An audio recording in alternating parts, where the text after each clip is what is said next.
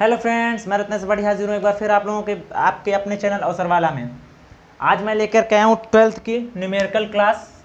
आपका first chapter है, ठीक है, विद्युत आवेश एवं क्षेत्र।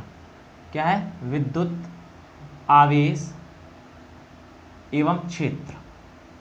ये हमारा पहला चैप्टर है। इसका पूरा आपका थ्योरेटिकल पोर्शन समाप्त हो चुका है और आज हम बात करेंगे न्यूमेरिकल्स क्वेश्चन में, ठीक है, न्यूमेरिकल्स के क्वेश्चन पर, ठीक है। ये था हमारा पहला चैप्टर और इसका पहली क्लास है हमारी न्यूमेरिकल की।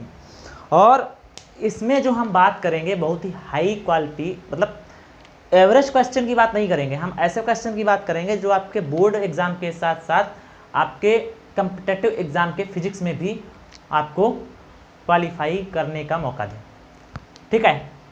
तो इनको आप बहुत ध्यान से पढ़ना, समझना, और बहुत ही ईजिली टॉपिक है लेकिन थोड़ा हाई लेवल का है, ठीक है। तो सबसे पहला क्वेश्चन दिया हुआ है, देखो ध्यान देना। इसमें आपकी अगर कोई भी डाटा देखा जाए, कोई भी डेटा आपको नहीं दिया हुआ, एक भी परसेंट का, एक भी, तो इसी तरीके क्वेश्चन पूछा था जिसमें आप एकदम कंफ्यूज हैं। आपको क्वेश्चन पेपर देखे यार ये सब तो थ्योरी है, इसमें तो कुछ दे ही नहीं रखा है, कैसे ज्ञात करेंगे। क्वेश्चन दिया है दो प्रोटॉनों के बीच लगने वाला बल, मतलब दो प्रोटॉन है उनके बीच में जो फोर्स लग रहा है उनमें से किसी एक के भार के बराबर, किसी एक प्रोटॉन के भार के बराबर है। अब दो प्रोटॉन है, प्रोटोनों का भार तो सीमित होता है, पता है सबको, बराबर होता है, तो किसी एक के भार के बराबर है तो उनके बीच की दूरी ज्ञात कीजिए। मतलब डाटा, नंबर डाटा एक भी आपको नहीं दिया हुआ है। तो सबसे पहले जब हम सॉल्यूशन करेंगे, ठीक है, तो सॉल्यूशन में सबसे पहले हमें क्या पता है? मास ऑफ प्रोटॉन पता है। मास ऑफ प्रोटॉन कितना होता है आप सभी को पता होगा। मैंने इसीलिए आपको एक एक चीज बताई थी जब मैंने आपको थ्योरी कराई थी, तो मैंने मास of proton, mass of electron सब कुछ बताया था, और charge of electron, charge of proton पूरा बताया था। तो मास ऑफ प्रोटॉन की बात करें तो 1.67 इंटू 10 की पावर -27, ठीक है, किलोग्राम होता है। ये होता है मास ऑफ प्रोटॉन, हमें जो पता है। दूसरा क्या दिया है? दूसरा हमें पता है चार्ज इन प्रोटॉन। हमने बताया था चार्ज इन प्रोटॉन कितना होता है। तो अगर क्यूपी की बात करें कि एक प्रोटॉन पर आवेश कितना होता है, तो होता 1.6 इंटू 10 की पावर -19 कूलाम। ये भी मैंने आपको बताया था कि 1.6 इंटू 10 की पावर -19 कूलाम आवेश होता है, ठीक है। अब अगर हम इसमें क्या बोला है, अगर भार बात करें तो भार क्या होता है? मास इंटू गुरुत्वीय त्वरण जो होता है वो भार के बराबर होता है, ठीक है। तो अगर हमें पता करें भार, वेट, ठीक है, भार की बात करें, चलो भार क्या होता है? मास इंटू ग्रेविटेशनल एक्सेलरेशन, ठीक है, ठीक है, जिसको बोलते हैं स्मॉल जी, ठीक है। तो मास इंटू जी, तो भार इक्वल टू क्या हो गया? m इंटू जी। और इसी के बराबर क्या है? उनमें से किसी एक के भार के बराबर है लगने वाला फोर्स। चूंकि अकॉर्डिंग टू क्वेश्चन,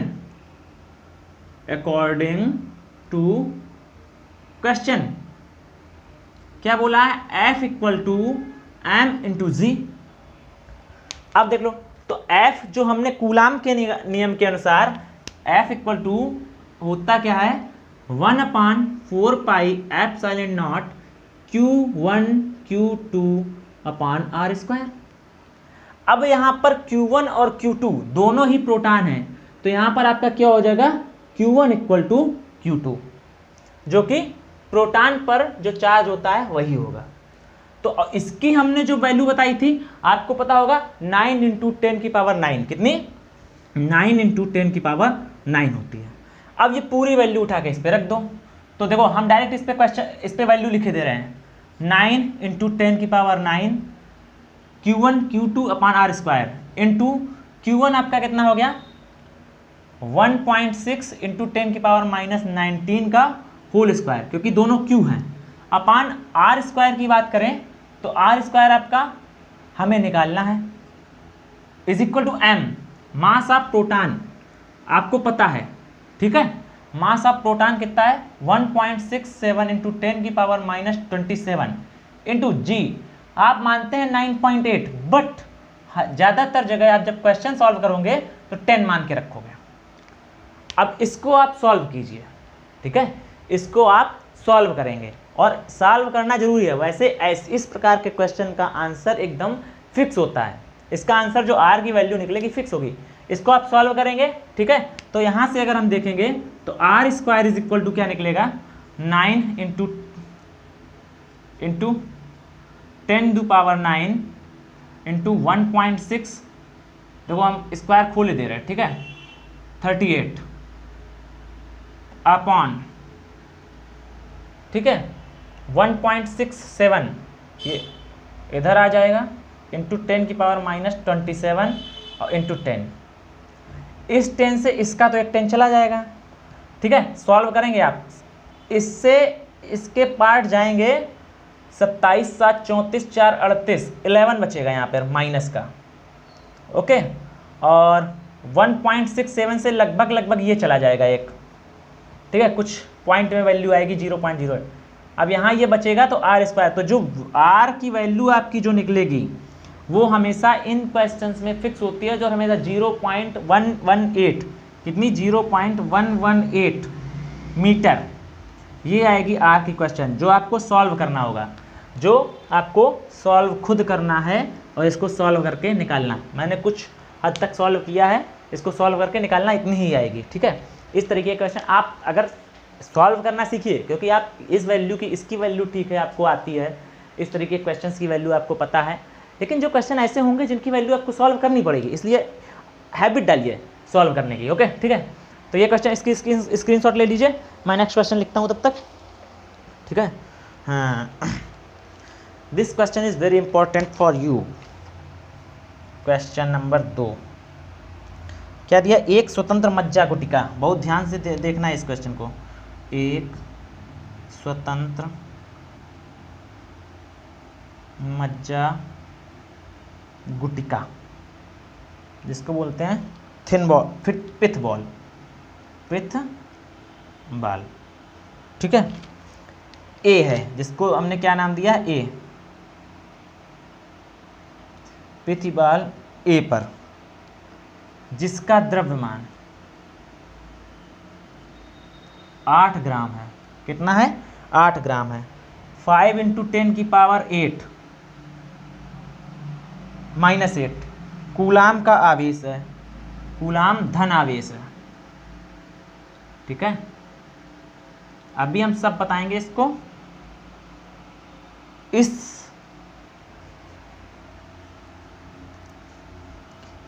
इस गुटिका के बीच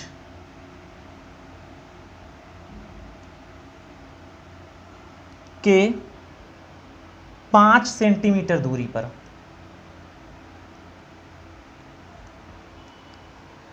दूसरी मज्जा गुटिका बी स्थिर है, दूसरी मज्जा गुटिका बी स्थित है, ठीक है।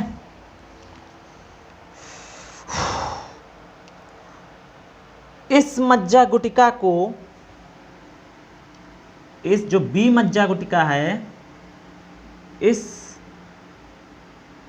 मज्जा गुटिका को, पिथ बॉल को कितना और किस प्रकृति का, कितना और किस प्रकृति का, किस प्रकृति का आवेश दिया जाए।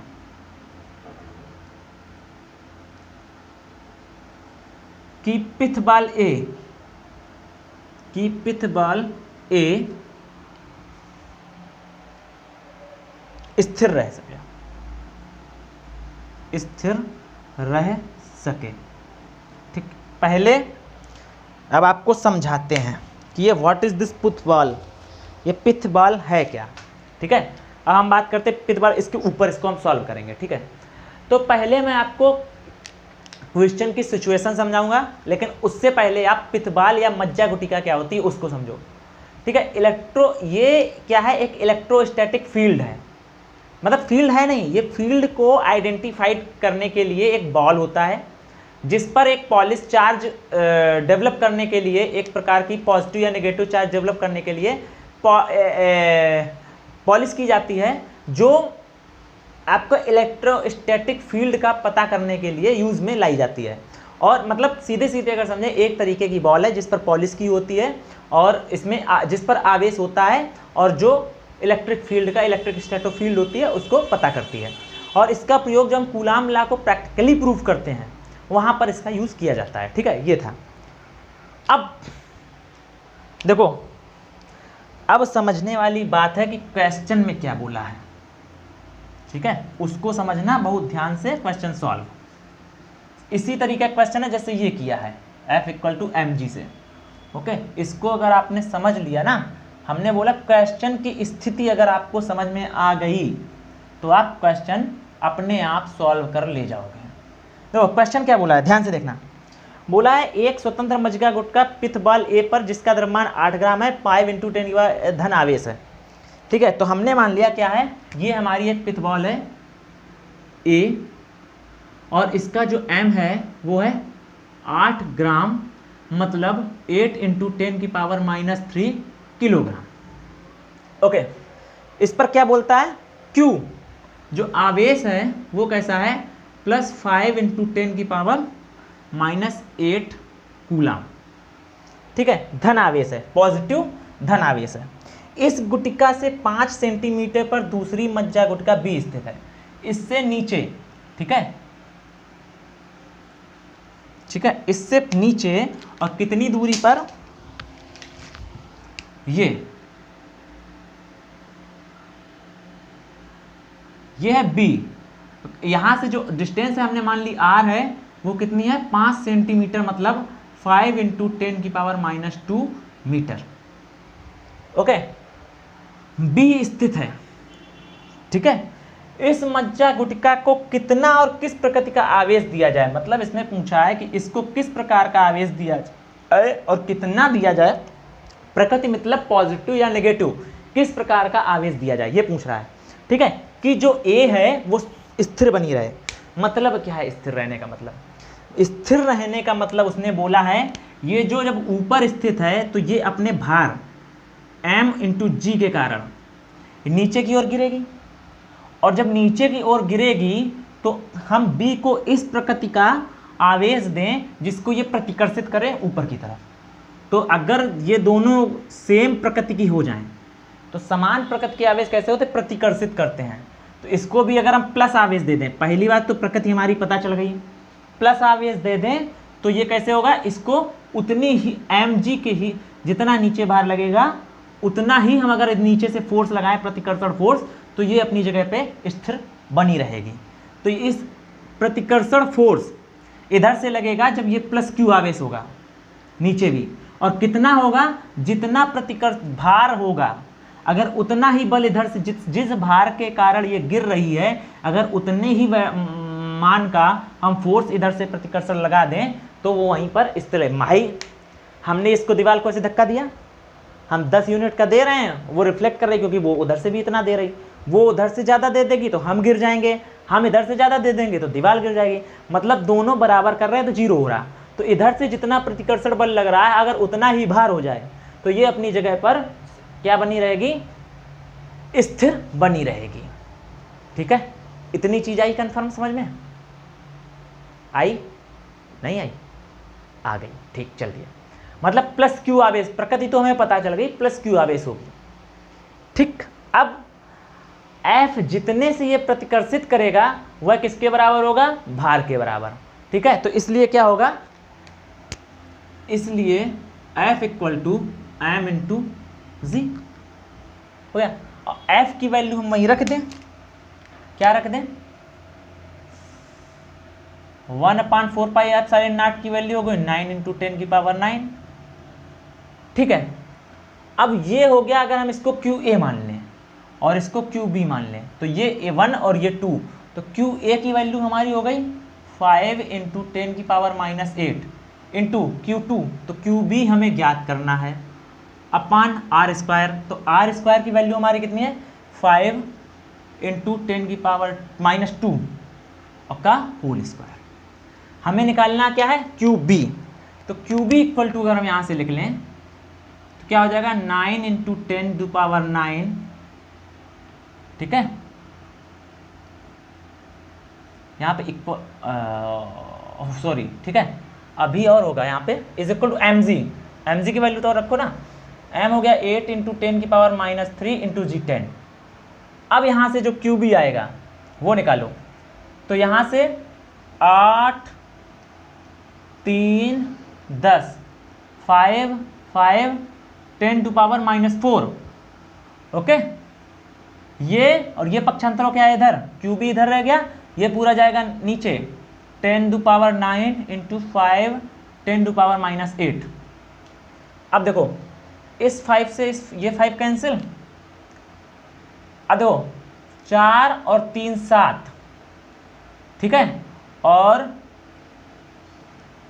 देखो इस 10 से इसकी एक कैंसिल हो जाएगी तो बचेगी 2 पावर, यहाँ पर कितनी, 2, ठीक, इस 10 से एक कैंसिल हो गई। उसके बाद यहाँ बचा 40, ठीक है, और 10 की पावर ऊपर जाएगी 9, ठीक है, तो ये हम इधर से इसको कैंसिल कर दिया तो यहाँ बचा केवल 10, अरे यार, ठीक है, यहाँ बचा केवल 10, तो नीचे क्या बचा 9 इंटू 10 अभी, और ये हो गया आपका मल्टीप्लाई, ऊपर कितना बचा इंटू 10⁻⁻6, ये कैंसिल, तो बचा 40/9 इंटू 10⁻⁻5, ठीक है। अगर इसको सॉल्व करोगे तो क्यू बी जो आएगा 4.4 9 को 36 4 40 444, इस तरीके से आएगा आंसर, इंटू 10⁻⁻5, ठीक है, 4.44 इंटू 10⁻, 1 मिनट रुकना, 426, 1 मिनट ध्यान दो, यहाँ पर गलत कर दिया है, यहाँ पर हाँ तुमने सही बोला, ये हो गया -6, ठीक है, और यहाँ से ये ऊपर जाएगा तो ये भी माइनस का हो जाएगा, तो ये हो गया 10⁻⁻7, ठीक है, -7, 4.44 इंटू 10⁻⁻7, सॉल्व करना इतना ही आएगा, ठीक, ये हो गया सेकेंड क्वेश्चन का आंसर, ठीक है। अब बात करते हैं, इसको आप लोग देख लीजिए, तब तक मैं एक और क्वेश्चन लिखता हूं। नेक्स्ट क्वेश्चन,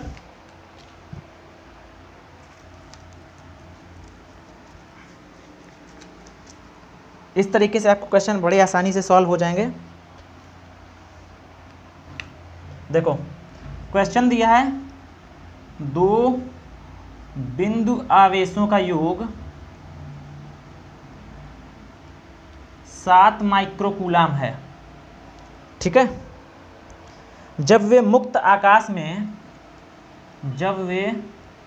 बस आप क्वेश्चन को समझ लो, 30 सेंटीमीटर की दूरी पर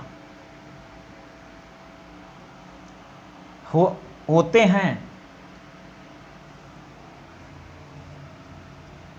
तो एक दूसरे को 1 न्यूटन बल से प्रतिकर्षित करते हैं। अब देखो यहां पर बात आई प्रतिकर्षित करते हैं, तो मतलब दोनों कैसे होंगे, समान आवेश होगा, तो प्रत्येक आवेश का मान ज्ञात करो। कुछ भी नहीं दिया भाई साहब, आवेश तो दिया ही नहीं आपको, ज्ञात करो, सब कुछ तुम ही से निकलवा लेगा भाई साहब, वो आज हम कुछ नहीं देने वाले हैं, सब कुछ आप ही निकालोगे, ठीक है। इस तरीके क्वेश्चन बोला है 2 आवेश हैं जिनका योग है कितना, 7 माइक्रोकूलाम, दोनों एक दूसरे पर मुक्त आकाश में 7 कितना दिया है, 30 सेंटीमीटर की दूरी पर रखे हुए हैं, ठीक है, 30 सेंटीमीटर की दूरी पर रखे हुए हैं, तो एक दूसरे को 1 न्यूटन बल से प्रतिकर्षित करते हैं, तो प्रत्येक आवेश का मान ज्ञात कीजिए। इतना बेस्ट क्वेश्चन है कि आवेश के बारे में कुछ दिया ही नहीं है, ना कोई वैल्यू दी है, ना कोई, मतलब दोनों आवेश नहीं दे रखे हैं, ना Q1 ना Q2, बस दिया क्या है, आवेशों का योग। यदि हम इसको सॉल्यूशन कैसे निकालेंगे, मान लो यदि Q1 = Q है, Q1 इज इक्वल टू हमने Q मान लिया, तो दूसरा आवेश Q2 क्या हो जाएगा? Q माइनस Q1 लिख सकते हो, Q माइनस Q1, यही तो हो जाएगा पहला आवेश।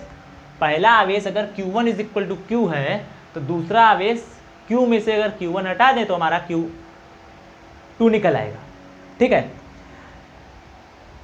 और अब क्या बोला है, Q1 और Q2 का योग जो है वो 7 माइक्रोकूलाम है। तो Q1 और Q2 का योग 7 माइक्रोकूलाम है। ठीक है, अगर हम इसको निकालना चाहें तो Q2 और Q1 यहां से निकालोगे तो Q की वैल्यू कितनी हो जाएगी? यदि हमने क्या बोला तुमसे, यदि Q1 इक्वल टू Q हो तो दूसरा क्या हो जाएगा? Q है, सॉरी, हाँ, Q माइनस Q1 नहीं होगा, पहला Q के बराबर है, तो दोनों का योग दिया है Q1 plus Q2 is equal to 7। ठीक है, तो Q1 is equal to Q है, तो Q2 कितना हो जाएगा? ये Q इधर आ जाएगा, तो 7 माइनस Q होगा। ठीक है, ध्यान दिया करो क्वेश्चन को थोड़ा, तो आप लोग भी। Q1 is equal to Q है, तो Q को अगर हम 7 में घटा दें तो हमारा Q2 ज्ञात हो जाए, क्योंकि दोनों का योग दिया है 7। ठीक, और दोनों प्रतिकर्षित करते हैं F बल से, और F का मान क्या दिया है? 1 न्यूटन। तो अगर हम यही फार्मूला लगा दें, क्या, F equal to 1/4 pi epsilon naught Q1 Q2 upon R square. ठीक, अब देखो F 1 न्यूटन दिया हुआ है, is equal to F 1 newton दिया हुआ है, तो सारी वैल्यू हम मीटर में रखेंगे। ठीक है, 1/4 पाई एप्सिलॉन 9 इंटू 10 की पावर 9। Q1 Q के बराबर है, Q2 7 माइनस Q है, अपान R स्क्वायर की वैल्यू बात करें 30 सेंटीमीटर है, तो 30 इंटू 10 की पावर -2 का होल स्क्वायर, ये हो गई मीटर में कन्वर्ट। अब इसको अगर हम सॉल्व करें तो कैसे सॉल्व करोगे? अगर इसको हम सॉल्व करें तो कैसे सॉल्व करेंगे? इसको उठा के इधर कर दो, ये इधर आ जाएगा। ठीक, या करना चाहो तो ऐसे कर सकते हो, देखो यहाँ है 9 इंटू 10 की पावर 9 है ऊपर, इंटू में है Q, इंटू में है 7 माइनस Q, अपान इसका जब खोलोगे 30 900 हो जाएगा। इसको हम लिख सकते हैं 9 इंटू 10 की पावर 2, तो 9 इंटू 10 की पावर 2। ठीक, और इंटू 10 की पावर -4 ये हो जाएगा। तो यहाँ से जब ये हटेगा तो यहाँ पे कितना बचेगा? -2, और 9 से 9 कैंसिल, यहाँ पर है 1, और 10 की पावर -2 ऊपर जाएगा तो ये हो जाएगा प्लस में, तो ये हो जाएगा 10 की पावर 11। ठीक है, ये हो जाएगा 10 की पावर 11, तो ये हो जाएगा कितना? ऐसे हो जाएगा 10 की power 11 Q 7 minus Q is equal to 1 के।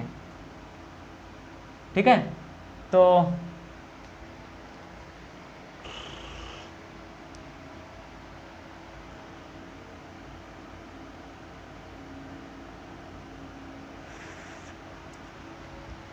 ये हो गया।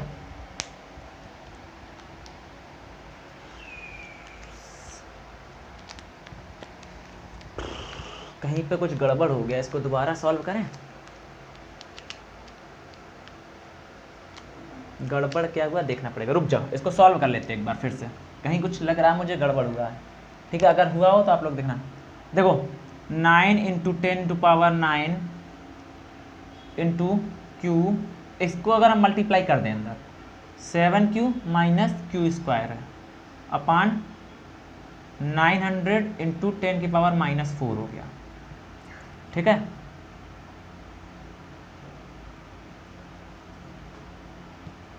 सेंटीमीटर हुआ। ठीक है, ओ दैट्स, क्यों गड़बड़ हुआ? ये जो 7 है ये माइक्रोकूलाम में दिया है, इसको हम करेंगे 10 की पावर 6 से मल्टीप्लाई अभी। ठीक है, तो जब 10 की पावर 6 के मल्टीप्लाई करोगे तो कितना होगा? देखो Q 7 इंटू 10 की पावर -6 माइनस Q अपॉन 900 और ये 1 न्यूटन इक्वल टू इंटू 10 की पावर -4। अब इसको अगर हम सॉल्व करें, देखो कैसे, 9 10 की पावर 9 से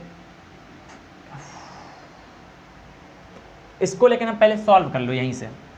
तो देखो यहाँ से हो जाएगा -2, ओके, और इससे ये हो जाएगा कैंसिल,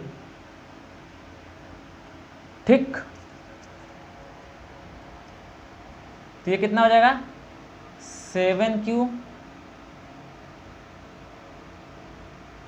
10 की power -6 minus q square into 10 की पावर 9। कुछ इस तरीके से बनेगा क्या इक्वेशन।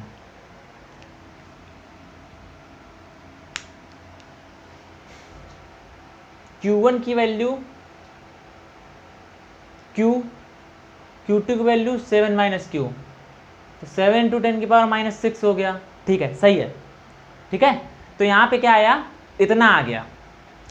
इसको हम किस तरीके से सॉल्व करेंगे, हमारा क्या क्या आया, यहाँ से 10 की पावर -6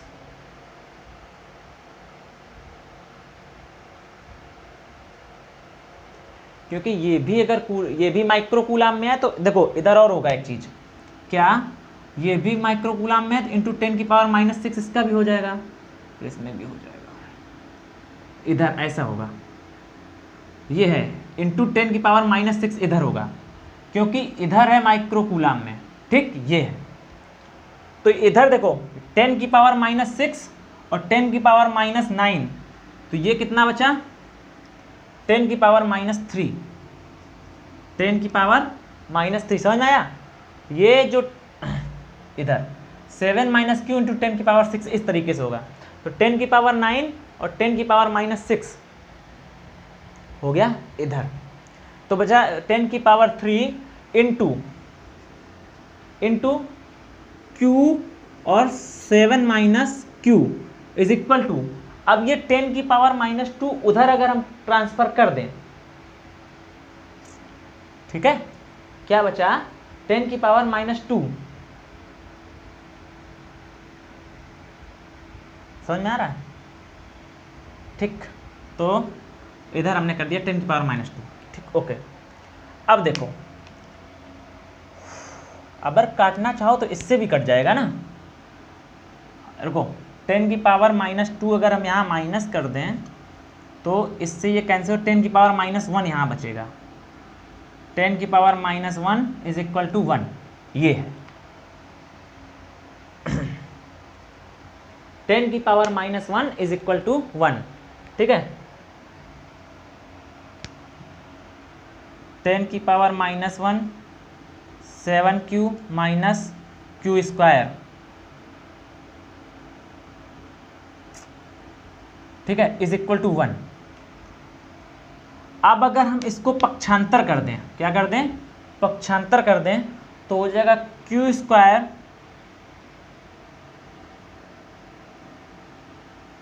ये इधर आएगा तो प्लस में हो जाएगा, ठीक है। तो q स्क्वायर इसको हमने कर दिया इधर 1/10 की पावर -1, ये हो गया किधर, इधर हो जाएगा 10, ठीक है। तो यहाँ से क्या होगा, इधर हम ले आ रहे हैं पूरे प्लस क्वेश्चन को, तो हो जाएगा q स्क्वायर -7q और प्लस 10 इज इक्वल टू 0। अब ये बन गया कैसा, द्विघात समीकरण। तो 10 का ऐसा मल्टीप्लाई जोड़ से 7 आए, तो 5 × 2 q square -5q -2q plus 10 equal to 0। तो q कॉमन कर लिया तो q -5 -2 कॉमन कर लिया तो q -5 इज इक्वल टू 0। तो यहाँ से दो समीकरण बने आपका, कौन कौन सा, एक बना q -5 is equal to 0 and q -2 is equal to 0। मतलब आवेश q1 और q2 5 और 2 हो गए।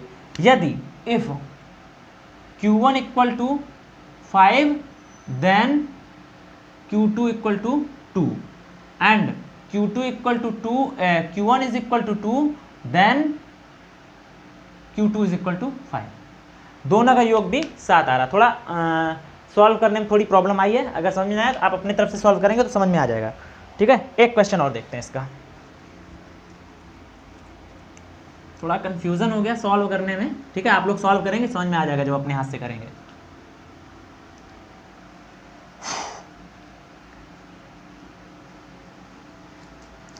कभी कभी हो जाता है कि गलती कर रहे हो दिखती नहीं है, और यही परीक्षा में भी गलतियां होती हैं कि आप गलती करते रहते हो दिखती नहीं है, फिर आप कंफ्यूज होते हैं, यार साला क्वेश्चन तो पूरा मैंने सही लगाया, समझ में नहीं आ रहा क्या हो गया। ठीक है, तो अब क्या करते हैं,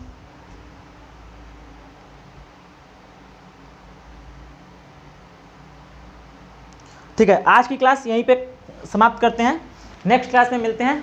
ठीक है, तो